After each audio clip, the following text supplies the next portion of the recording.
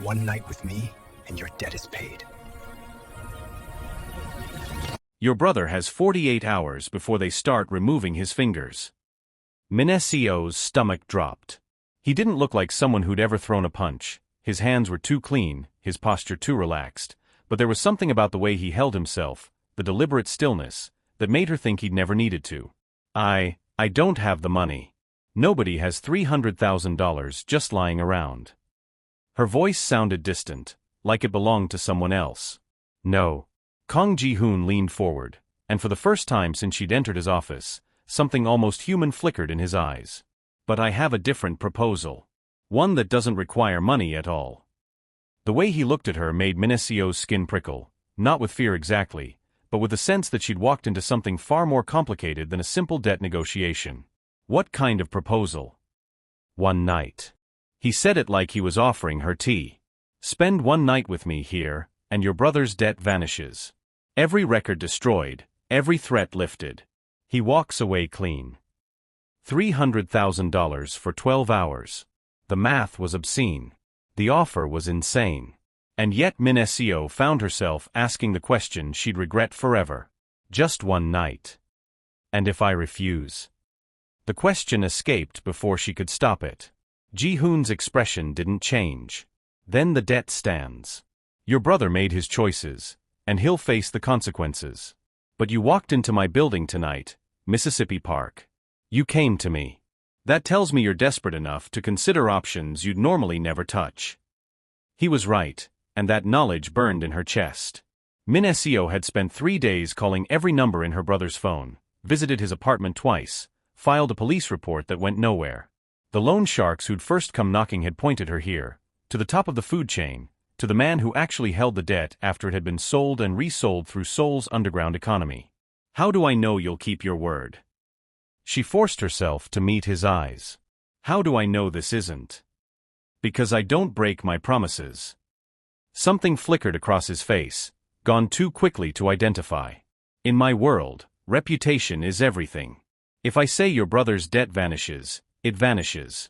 Every record, every person who knows about it, will forget it existed. The city sprawled below them, millions of lights in the darkness. Somewhere down there, Tae-min was hiding, probably terrified, definitely drowning in regret. Her younger brother had always been impulsive, but gambling away this kind of money went beyond stupid, it was suicidal. Minacio thought of their childhood, of promising their dying mother she'd look after him. She thought of her tiny studio apartment, her unfinished paintings, the scholarship application she'd been working on before this nightmare began. Everything in her life was carefully controlled, meticulously planned to build toward a future where she wasn't struggling for every meal. This wasn't part of the plan. Just one night, she heard herself say. And he's free. Completely. Completely. Ji-hoon stood, buttoning his suit jacket. You have my word. 3 of Ji-hoon's men waited outside the office, silent, motionless, like statues carved from violence. They didn't look at her as she followed their boss down a private corridor she hadn't noticed before. The penthouse was larger than she'd realized, stretching beyond the office into living spaces that screamed wealth so extreme it became almost abstract. You can leave at any time, Ji-hoon said as they walked. I'm not interested in keeping prisoners. Then the debt would stand. I'm offering a transaction, Mississippi Park. One you're free to decline at any point. He glanced back at her. But once you leave, the offer expires. There won't be a second chance. They passed through a living room that could have housed her entire apartment 3 times over. Modern art hung on the walls, pieces she recognized from galleries she could never afford to enter. A grand piano sat in one corner, its black surface reflecting the ambient lighting like still water. Do you live here alone? The question surprised her as much as him. Does that matter? I suppose not. But it did somehow. This place felt like a museum, beautiful and cold and desperately empty. No photographs, no personal touches, nothing that suggested anyone actually lived here rather than just existing in the space between business dealings. Ji-hoon stopped at a door, pushed it open. You can use this room to change, if you'd like. There are clothes in the closet, all new, various sizes. Or you can wear what you came in. Minacio peered inside. Another massive space, dominated by a bed that could sleep 4 people comfortably. The closet he'd mentioned was visible through an open door, not a closet really, but an entire room dedicated to clothing. Why do you have women's clothes? Her throat tightened. How many people have you made this offer to? You're the first. Something in his tone made her believe him. I had them delivered this afternoon, after I learned you'd be coming. How did you know I'd come? Because you love your brother. Ji-hoon leaned against the doorframe, and for the first time since she'd entered his office, he looked almost human. Almost. Desperate love makes people do impossible things. I was counting on it. The honesty was somehow worse than deception would have been. He'd calculated this, manipulated the situation to bring her here, and he wasn't even pretending otherwise. Min Seo wanted to hate him for it, but the emotion wouldn't crystallize. Everything felt distant, like she was watching this happen to someone else. I'll be in the living room, he continued. Take your time. After he left, Min Seo stood frozen in the doorway for what might have been seconds or hours. Her mind refused to process what was happening, kept skittering away from the reality of the choice she'd made. Finally, she forced herself inside and closed the door. The room smelled faintly of jasmine. She noticed details without really seeing them: the silk sheets, the modern art on the walls, the view of Seoul that somehow seemed even more spectacular from this angle. In the closet, she found exactly what he described: clothes in multiple sizes, all high-end labels she recognized from window shopping during better times. Her hands shook as she touched a black dress, soft as water. Part of her wanted to refuse his offer of new clothes, to keep her paint-stained jeans and oversized sweater as armor against whatever was about to happen. But another part, the part that had gotten her through years of poverty and loss, whispered that she should take every small comfort available. 20 minutes later, she emerged wearing the black dress and her own sneakers, unable to force herself into the designer heels that matched. Ji-hoon was exactly where he'd said he'd be, standing by the windows with a glass of something amber in his hand. You didn't change shoes, he observed. I didn't agree to a makeover. Just one night. A ghost of a smile touched his lips. Would you like a drink? No. Smart. Always keep your wits around dangerous men. He turned to face her fully. Are you hungry? The question was so mundane, so completely divorced from the situation, that Min Seo almost laughed. I don't think I could eat. When did you last have a meal? I don't. Yesterday? The day before. She'd lost track somewhere between the loan shark's visit and the sleepless nights trying to find her brother. Ji-hoon set down his glass. Come. The kitchen was enormous, professional grade, and clearly unused. Everything gleamed with the pristine quality of appliances that existed for show rather than function. Ji-hoon moved through it with surprising confidence, though, pulling ingredients from a refrigerator that hummed quietly in the silence. You cook. Min Seo couldn't keep the skepticism from her voice. Don't sound so surprised. Even criminals need to eat. He set a pan on the stove. Sit. She sat at the kitchen island, feeling absurd in her borrowed dress and paint-stained sneakers, watching a mafia boss crack eggs into a bowl. The surrealism of the moment threatened to overwhelm her carefully maintained composure. Why are you doing this? The question escaped before she could stop it. Making eggs. All of it. The offer, the clothes, this, she gestured at the kitchen. Men like you don't do things without reason. Men like me. Ji-hoon's back was to her, his attention apparently on the eggs sizzling in the pan. What do you think men like me are, Mississippi Park? Dangerous. Cruel. Practical. She watched his shoulders tense slightly. You don't erase debts out of kindness, and you certainly don't cook for strangers out of concern for their well-being. You're right. He plated the eggs with practiced ease, added toast from somewhere, set it in front of her. I am all of those things. But you're still going to eat, because you're hungry, and because refusing would be childish. The smell hit her then, butter and pepper and something else she couldn't identify. Her stomach cramped with hunger she'd been ignoring for days. Min Seo picked up the fork with shaking hands and took a bite. It was perfect. She ate in silence while Ji-hoon watched, his expression unreadable. When she'd cleaned the plate, he took it without comment and poured her a glass of water. Better. Yes. She hated that she had to admit it. Good. Now we can talk. About what? We made a deal. I'm here. What else is there to discuss? Ji-hoon leaned against the counter, studying her with that same unsettling intensity from the office. 4 years ago, you were walking home from campus. Late November, around 9 at night. Do you remember? The question caught her off guard. I don't. What does that have to do with anything? Just answer. Min Seo tried to remember. 4 years ago, she'd been a first-year student, barely keeping her head above water financially and academically. Late November would have been exam season. She'd walked home at night constantly back then, too broke for taxis, too tired to care about safety. I walked home every night. I don't remember anything specific about that date. Hongdae area, he continued, as if she hadn't spoken. You saw 3 men attacking someone in an alley. Most people would have called the police, maybe, or more likely just kept walking. You did neither. A memory surfaced, hazy with time and trauma. She'd been cutting through side streets to save time, exhausted from studying, when she'd heard sounds of violence. And yes, she'd seen 3 men kicking someone on the ground, their victim curled in a defensive ball. I threw a bottle, she said slowly. Glass bottle from a recycling bin.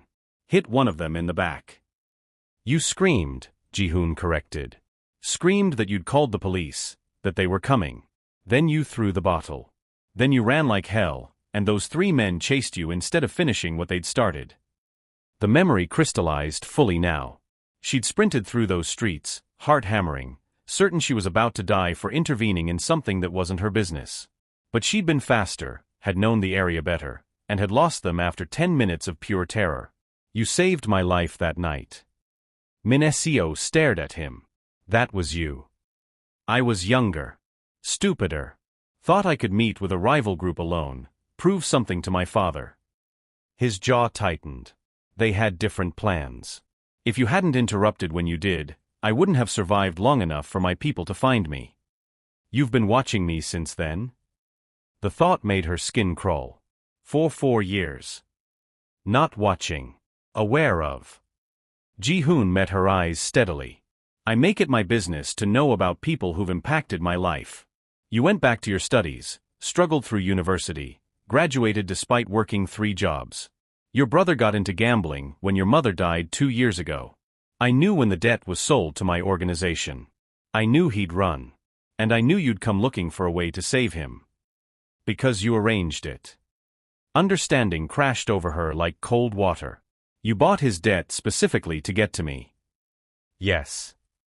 The single word hung between them, simple and terrible.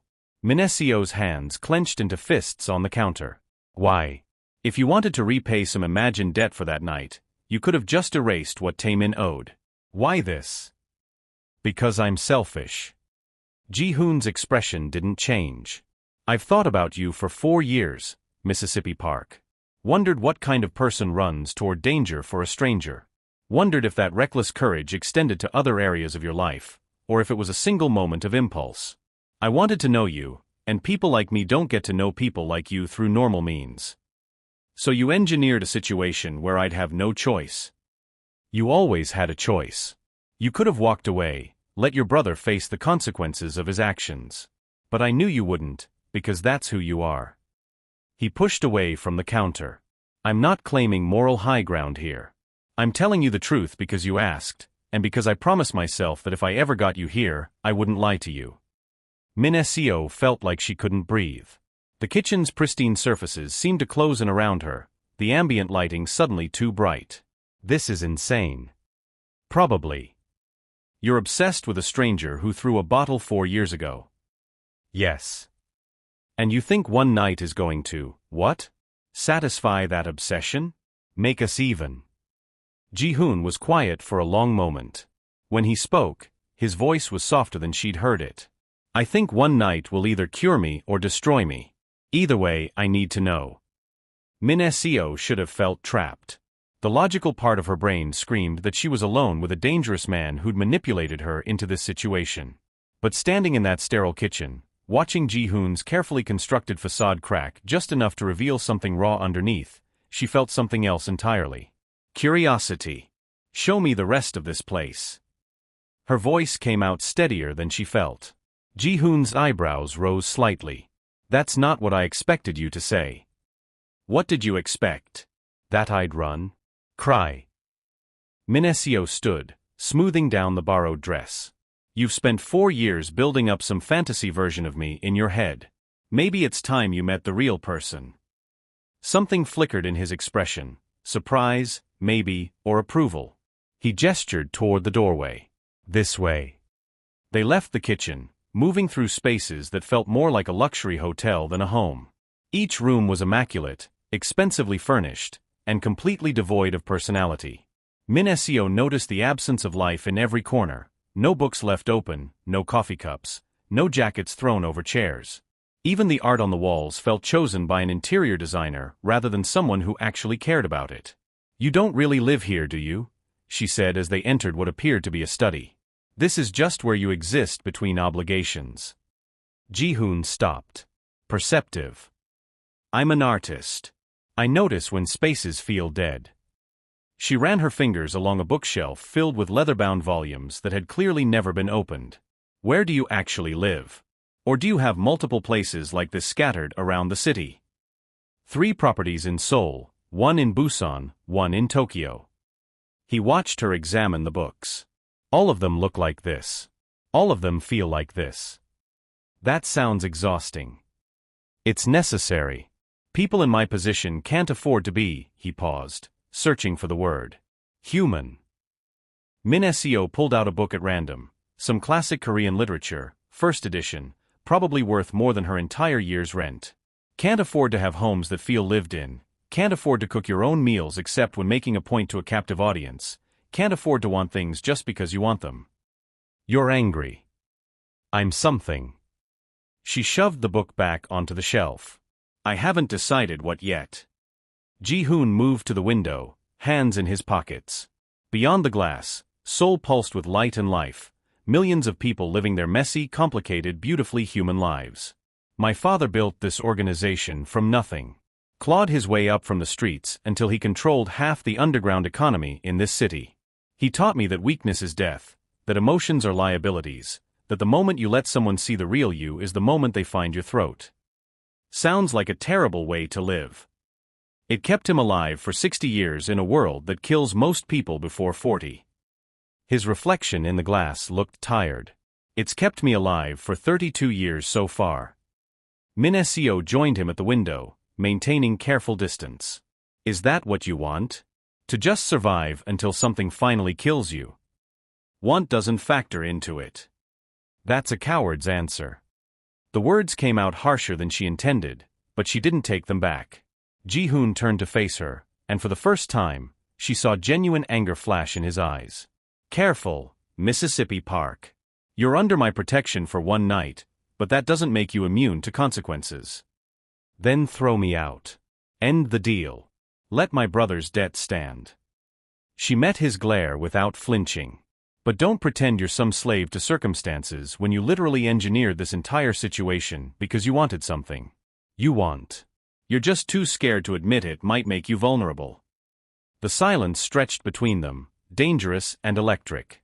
Min-seo's heart hammered against her ribs, but she refused to look away. She'd spent too many years bowing to people with power, accepting her place in the hierarchy of money and influence.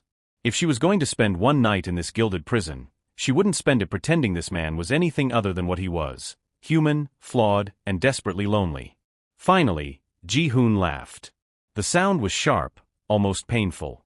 You're either incredibly brave or suicidally stupid. My brother gambled away $300,000. Stupidity might run in the family. But she smiled slightly, tension draining from her shoulders. Are you going to actually talk to me, or are we going to spend the whole night with you pretending to be made of stone? What do you want to talk about? I don't know. Normal things. Min-seo moved away from the window, examining the study more carefully. What do you do when you're not terrifying people and buying their siblings' debts? Work, mostly. Meetings, negotiations, putting out fires before they spread. He followed her with his eyes. Occasionally killing people who've made catastrophically poor decisions. She froze. You're joking. I wish I was. Jesus. Min Seo pressed her hand to her forehead. I can't process that. Then don't. You asked what I do, and I told you. Ji-hoon's expression had gone carefully neutral again. I'm not going to lie to you about who I am, Min Seo. I've done terrible things. Unforgivable things. The fact that you threw a bottle to save my life doesn't change my nature. It was the first time he'd used her given name. The intimacy of it struck her oddly, made everything feel suddenly more real. She sat down in one of the study's leather chairs, needing something solid beneath her. Tell me about the worst thing you've ever done. Why? Ji-hoon remained standing, silhouetted against the window. Because if I'm going to be here, I need to know what I'm dealing with. The real you, not the carefully constructed image. She looked up at him. And because I think you've been carrying it alone for too long. Ji-hoon was quiet for so long she thought he wouldn't answer. When he finally spoke, his voice was distant, like he was reciting someone else's story. 2 years ago, one of my father's oldest associates decided to retire. Young Min-ho, he'd been with the organization since before I was born. Loyal, competent, never caused problems. He moved to the desk, traced his fingers along its edge. He wanted out, wanted to take his daughter and move to the countryside, open a restaurant or some peaceful fantasy like that. My father agreed. We don't usually let people leave, but Min-ho had earned it. Min Seo listened, afraid to interrupt. What my father didn't know was that Min-ho had been skimming money for years. Small amounts, carefully hidden, building up a nest egg for his retirement. About 50 million won in total. Ji-hoon's jaw tightened. I discovered it during a routine audit. Brought the evidence to my father, expected him to handle it internally, maybe take the money back and still let Min-ho go with a warning. But that's not what happened. My father was deteriorating.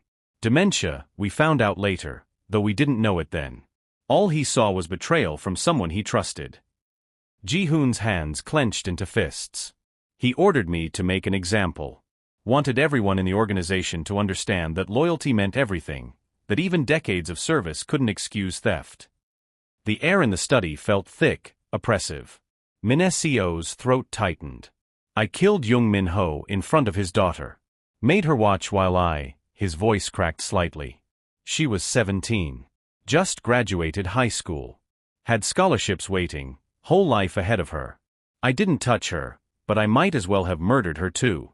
Last I heard, she dropped out of university, moved across the country, won't speak to anyone from her old life. Ji-hoon. Don't. He held up a hand. Don't try to comfort me or tell me I didn't have a choice. I pulled the trigger. I looked a good man in the eyes and ended his life for stealing money I spend on shoes. Because my father commanded it, and because I was too much of a coward to refuse. Min Seo stood, moved toward him without thinking. Your father had dementia. He wasn't thinking clearly. Does that matter to Min-ho's daughter? Does that change the fact that I'm the monster who destroyed her life? Ji-hoon finally looked at her, and the rawness in his expression made her chest ache. This is who I am, Min Seo. I've tried to be better since my father died, tried to run things with more mercy, but that blood doesn't wash off. Nothing I do will ever balance the scales. Is that why you wanted me here? Understanding crystallized. Because I saved your life once, and you thought maybe being near someone who'd done something purely good might somehow absolve you? Maybe. Or maybe I'm just selfish enough to want one night with someone who doesn't know to fear me. His laugh was bitter. Though I suppose that's ruined now. Min Seo reached out slowly, telegraphing the movement, and placed her hand on his arm. He flinched but didn't pull away. I'm not going to tell you what you did was acceptable. It wasn't. That girl deserved better, and Min-ho deserved better. I know.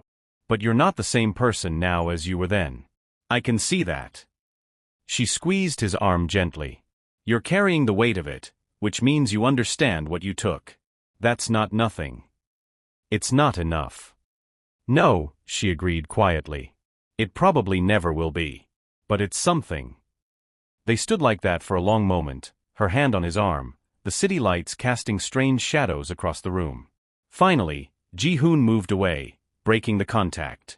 He walked to a cabinet, pulled out a bottle of wine that probably cost more than her student loans. I need a drink. You should probably have one too.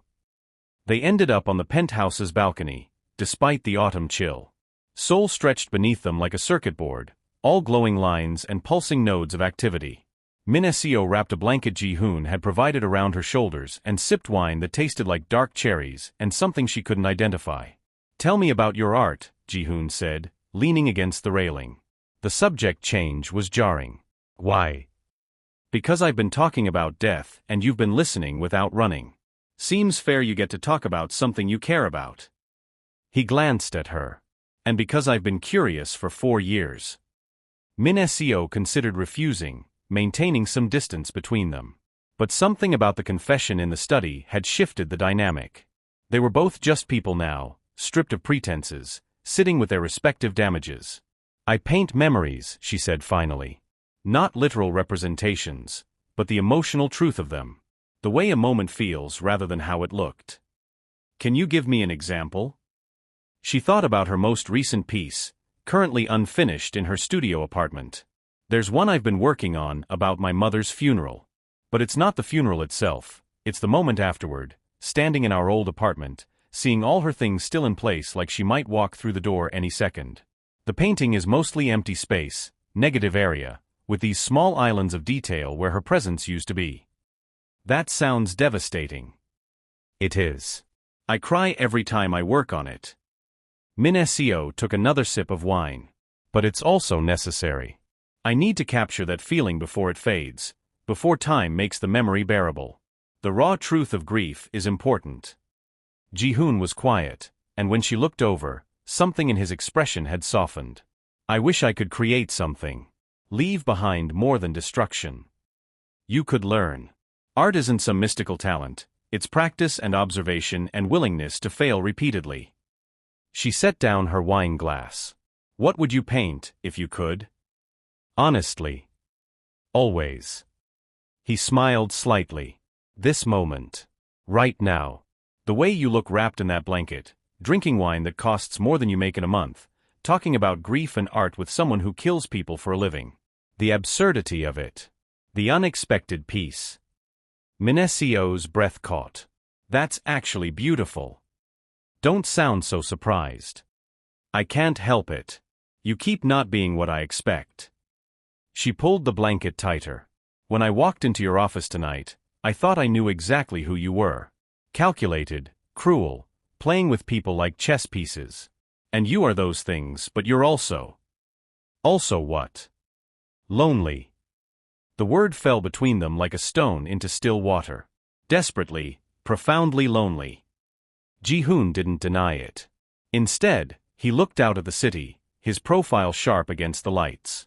When you exist the way I do, loneliness becomes background noise. You stop noticing it after a while. I don't believe that. I think you notice it every second of every day. Min Seo stood, moved to stand beside him at the railing. I think that's why you engineered this whole elaborate situation, not really because you wanted me specifically, but because you needed someone, anyone, to see you as something other than a weapon or a monster. Psychology degree hidden in your art school education? Poverty degree. When you grow up struggling, you learn to read people fast. It's survival. She bumped her shoulder against his gently.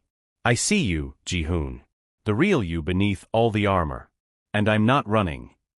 He turned to face her fully. You should. Nothing good comes from getting close to me. Probably not. Min Seo reached up, surprising herself, and touched his face. His skin was warm despite the cold air.